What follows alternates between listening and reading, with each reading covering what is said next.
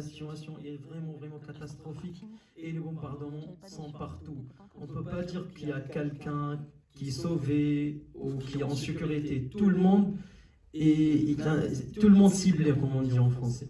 Tout le monde est ciblé parce qu'on n'a pas aussi des abris. C'est ça le problème, on n'a pas des abris. Ça veut dire, s'il y a des bombardements, tu ne peux pas échapper. Tu vas où? On peut pas. Par exemple, quand il y a des bombardements, tu peux pas. Tu vas où? Tu vas échapper où pour te protéger, ou même pour les enfants. Les enfants, ils ont toujours peur des bombardements.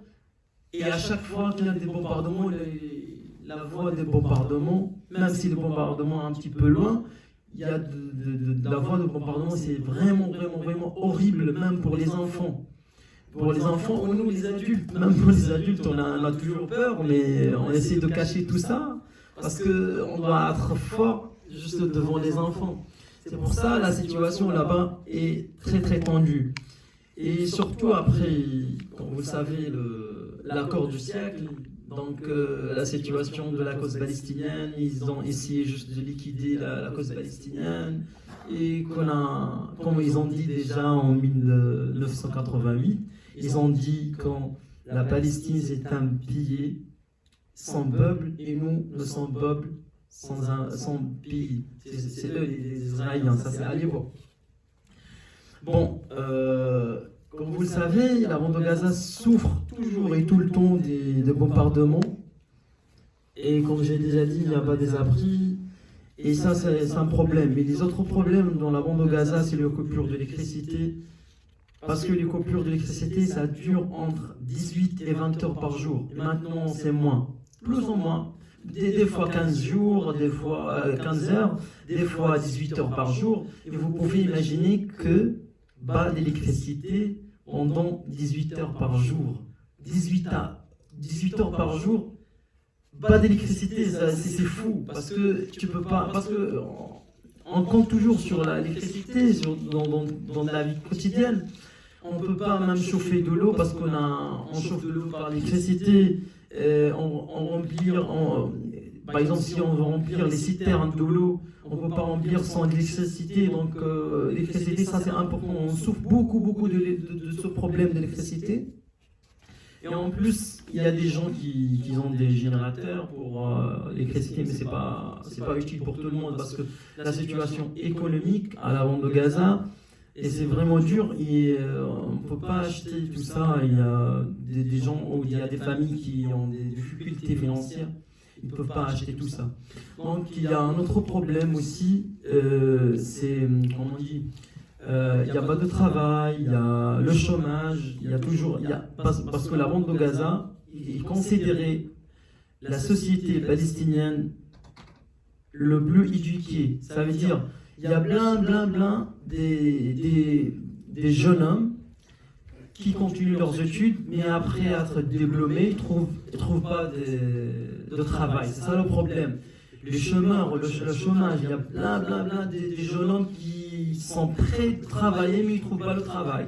Et si tu ne trouves pas le travail, tu ne peux pas former une famille, tu ne peux pas se marier, tu ne peux pas commencer ou refaire ta vie. C'est ça aussi le problème. Donc ça fait un problème pour la jeunesse en Palestine. Il n'y a pas de travail, donc ils peuvent rien faire. Et on peut dire il y a pas un avenir clair pour eux. C'est pour ça qu'il y a des jeunes, malheureusement, à ce moment-là, ils sont obligés de voyager en Égypte ou je ne sais quoi, et après ils essaient de venir en Europe par, comment on dit, l'immigration illégale. Et malheureusement, il y a 2 semaines ou 3 semaines, il y a toujours des Palestiniens qui sont noyés, ils sont morts dans la mer pendant de la Turquie jusqu'à la Grèce. Et ça, c'est un problème parce qu'il y a aussi des mafias, des gens qui essaient de profiter les Palestiniens. Par exemple, le port palestinien, il a essayé de récolter le maximum de l'argent chez lui. Peut-être qu'il emprunte de l'argent de j'en sais qui, juste pour voyager jusqu'à la Turquie. Si bien sûr les Égyptiens ils vont le laisser de passer, et ça c'est rare, s'il a réussi d'arriver d'arriver en Turquie, donc il y a maintenant un autre problème, c'est comment il peut voyager ou traverser la mer de la Turquie jusqu'à la Grèce. Donc il y a, comme j'ai déjà dit, il y a des mafias ils ont essayé de profiter les Palestiniens ici pour prendre l'argent et de les laisser à l'inconnu comme ça. Donc c'est ça aussi le problème pour la jeunesse dans la bande de Gaza. Il n'y a pas de travail, ils sont obligés de voyager à l'extérieur juste pour venir en Europe, pour trouver une autre solution, pour refaire leur vie, etc. Donc ça risquait aussi, ils risquent de leur vie juste pour venir ici. Et ça, c'est vraiment catastrophique par rapport à la jeunesse. Bon, on parle un petit peu de mes œuvres humanitaires dans la bande de Gaza, parce que moi, en 2014, j'ai créé mon association, ça s'appelle Tabassam. Tabassam, ça veut dire sourire. Et le but de mon association, c'est juste diffuser le sourire sur le visage des enfants. Parce que moi, en tant qu'un professeur de français, je travaille toujours avec les enfants.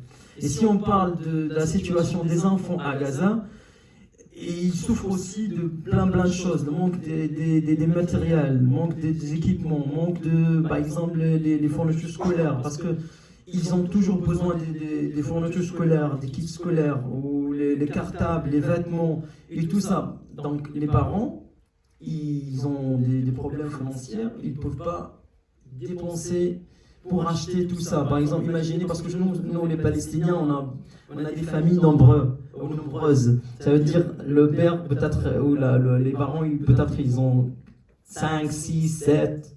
Donc c'est vraiment difficile pour eux de financer tout ça, pour acheter des équipements, ou acheter des vêtements, par exemple, pour 6 ou 7.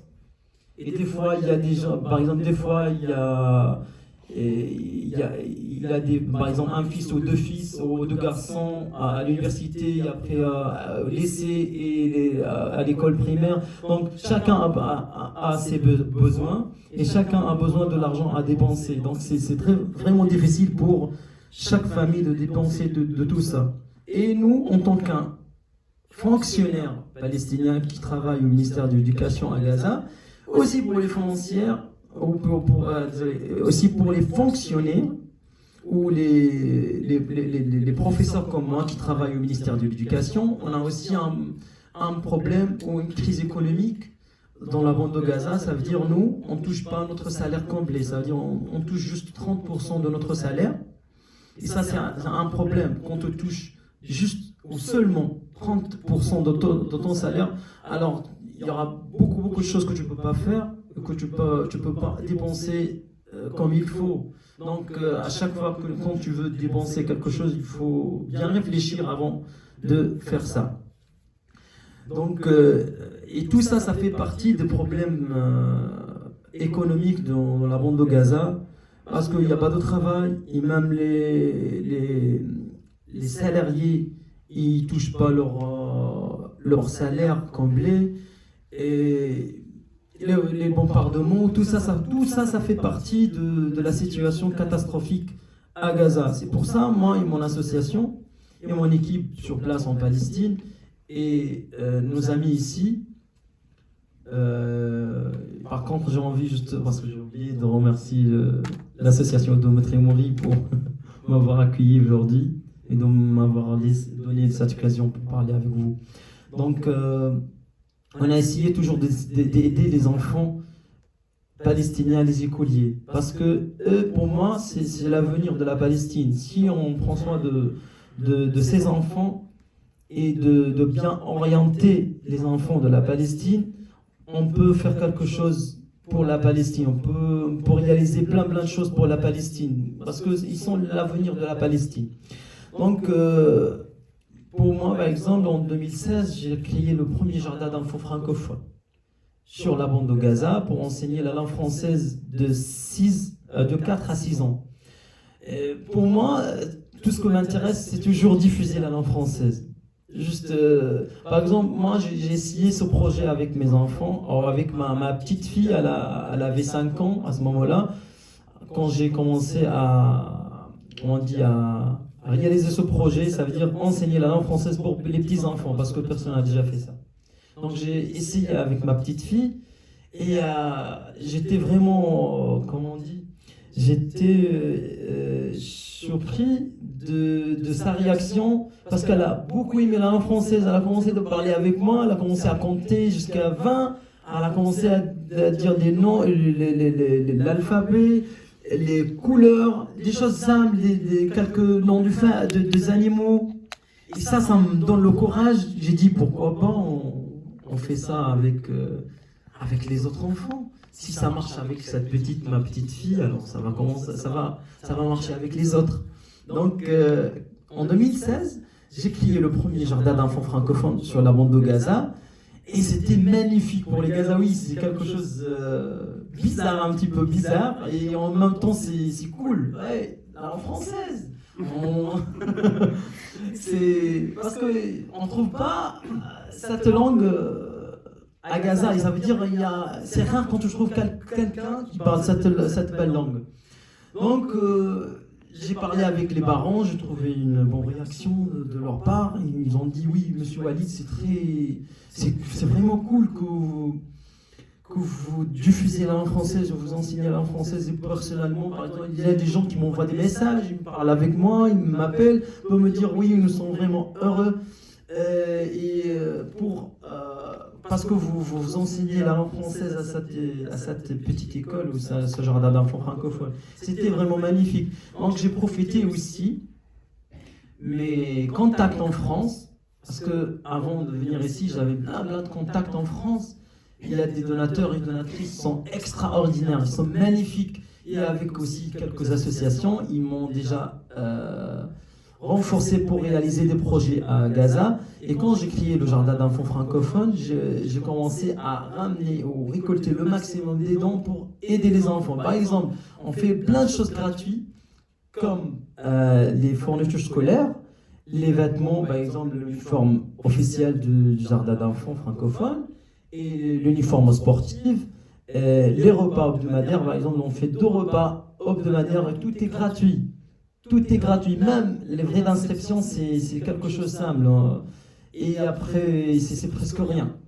On est obligé de faire des, comment on dit, de frais d'inscription est très simple. Ils peuvent payer pendant l'année des petites sommes, des très petites sommes, parce qu'on est obligé de faire ça parce qu'on a besoin de payer pour les salariés, pour les profs qui travaillent, parce que les profs enseignent la langue arabe, les mathématiques, la langue anglaise et la langue française. Donc on a besoin de juste pour aussi l'essence du bus, la réparation, il faut payer pour tout ça. Bon, et à cause des donateurs et donatrices aussi en France, ils m'ont déjà aidé. Ça fait 4 ans ça fait 4 ans que j'ai créé ce jardin d'enfants francophones et on a commencé à faire des projets magnifiques et extraordinaires pour les enfants. Donc en général, comme j'ai déjà dit, la situation à Gaza, c'est toujours comme ça. Les bombardements, la situation économique, les problèmes pour la jeunesse, le problème de l'eau, l'électricité, tout ça, ça fait vraiment mal pour les Gazaouis là-bas. Par exemple, je me rappelle très bien, parce que ça fait 5 mois que j'étais là-bas, je me rappelle très bien, quand j'étais là-bas, j'avais pas d'espoir. Même si je fais des aides humanitaires, même si je fais mon maximum pour aider les autres, mais d'autant moins je ressens pas de la sécurité. C'est ça le problème. Quand l'être humain, il ressent pas la sécurité, même si tu es avec ta famille, tes amis, ou je ne sais quoi, mais tu ressens pas la sécurité. Et ça fait mal au cœur. Et même quand tu dors, t'as pas de garantie que tu te réveilles demain ou je sais pas, parce que c'est toujours comme ça, ils bombardent ou les bombardements tombent comme ça sans même avertissement, c'est toujours comme ça. Donc c'est comme ça la situation dans la bande de Gaza. Et aujourd'hui, ça me fait plaisir qu'il y a un réalisateur qui a fait un film sur la bande de Gaza. et qui parle peut-être de... Justement, il est là, il vient d'arriver. Merci beaucoup pour ce témoignage. Oui, bonjour. Merci beaucoup pour ce témoignage. Oui, ça va bien, merci beaucoup. Le temps commence à nous manquer. Merci beaucoup. On va pouvoir reprendre après si vous voulez. Non, ça va. Merci beaucoup.